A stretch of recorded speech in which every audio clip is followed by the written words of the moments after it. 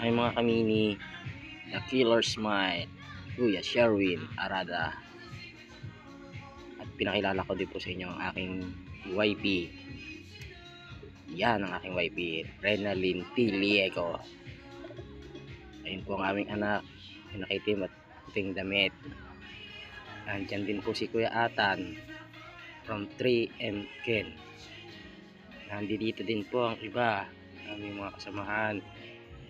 At patuloy pa rin po sa pagsasandok, the MK's Billiard Group.